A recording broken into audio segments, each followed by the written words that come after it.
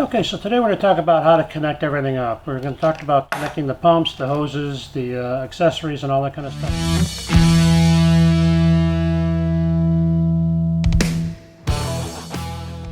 So another thing that's important about GPM ratings with your pressure washer is it's going to affect the performance you're going to get onto different attachments. If you don't get the right pressure washer, you're not going to be happy. You're going to see streaking and everything with that surface cleaner.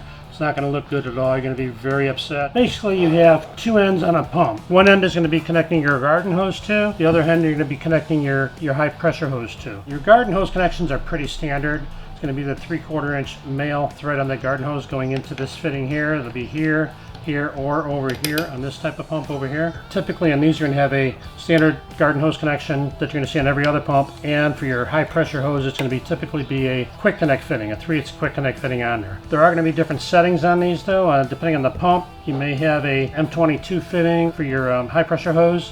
On the higher end pumps over here you're going to have probably a quick connect fitting on here. You can tell pretty easily on the hoses the difference. This would be your standard type of fitting with an M22 female connection. On the hoses, it's always going to have a female on both ends of the hoses. You can tell that because it's going to have this kind of black knob on here. It's a little bit of a nipple in the middle with an O-ring on there. That's going to pretty much tell you what kind of fitting you have. That's going to be a standard M22. With your higher end hoses, you're going to have quick connect fittings. So those will pretty much snap on. If we do a little adapter over here and a snap-on connector, just to give you an idea, you pull the collar back on the female end, you push it onto the hose, you let that lock into place, and it stays in place and you're good to go. Those are your hoses and your pump connections. Alright, so we'll get into our guns and our lances and spray tips. Your pressure washer is going to have a spray gun that's going to come with it. It may look different. It might be looking like one of these. It might be looking like something like this. It's going to have a certain connection on the bottom. That's going to be your high pressure hose connecting to that. It's going to have a trigger. It's going to have a little locking mechanism over here so you can keep that from pushing the trigger when you're not using it. You're going to have a connection on the end to connect your lance to. And from there, from the lance, you're going to attach your spray gun. One thing I want to point out really quickly though, 9 times out of 10 your lance is going to be a standard M22 fitting to connect onto your spray gun. So as we make this connection to the spray gun with the lance, it's going to be a pretty easy connection. But not all guns are going to have this M22 fitting on here. This one, for example, is going to be more high-end professional spray gun. This is going to have a 1/4 inch female threading on here. So you got to make sure your lance is going to have that same fitting on there to make that connection. So just be aware of that because that's going to be very important. If you're not going to be able to connect your lance, you're going to be in trouble. Okay, so we also deal with a lot of adapters. We get cases where you get a, maybe you've got a hose or a spray gun or something like that that doesn't have the proper adapter or the proper fitting for your hose to make the connection. You're going to look for an adapter. We sell a fair amount of adapters to make those connections for you. So say for example, you've got a spray gun. You've got an M22 fitting on there, but you've got a quick connect hose fitting. So what you're going to want to do is go with a M22 female to a male quick connect. You can always just screw that on the end of your spray gun over there. And you're going right now from an M22 to a quick connect fitting.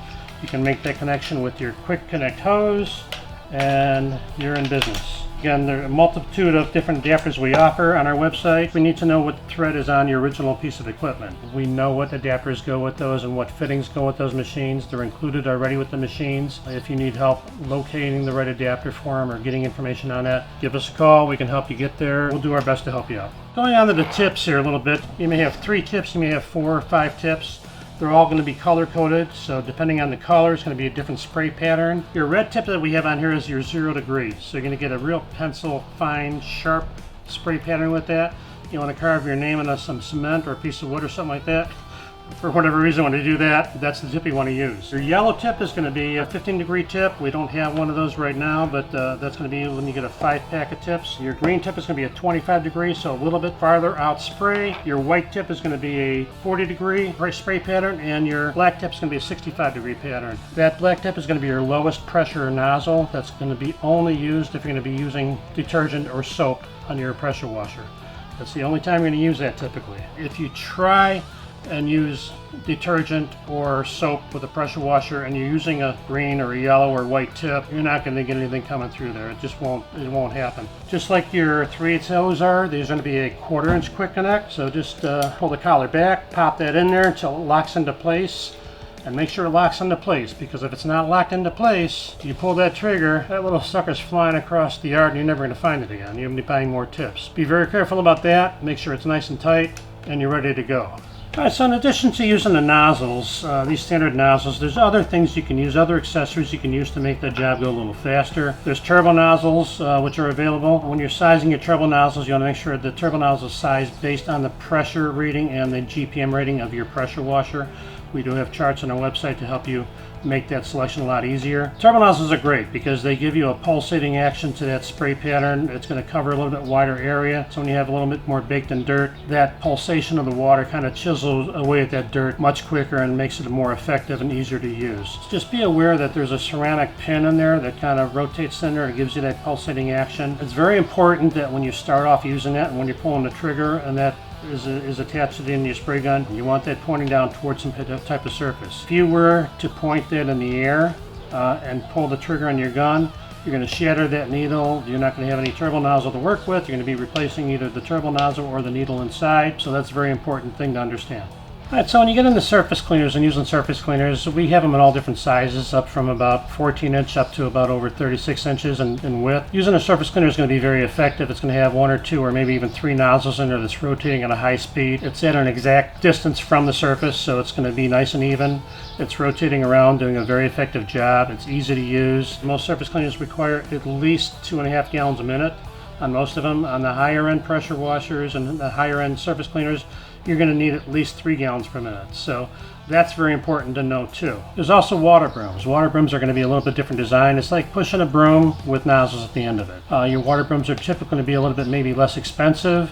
They do a fine job as well. One advantage of the water broom, besides being easy to use, is on some you can kind of flip them around and use them to clean the undercarriage of your car. Be aware of which water brooms you're buying and that they are reversible, so you can use them in that application as well. You know, obviously there's other types of adapters and accessories you can go with for pressure washers. You can add surface cleaners, water brooms, telescoping wands, and to reach higher places and all that kind of stuff. So there's a wide range of accessories you can work with to make your job even easier as well. Again, it's kind of like using the right tool for the right job to make that job a little bit quicker. Look at the minimum requirements. They are listed on our website. It'll tell you what the minimum GPM rating is, what the pressure requirements are, probably a minimum and maximum.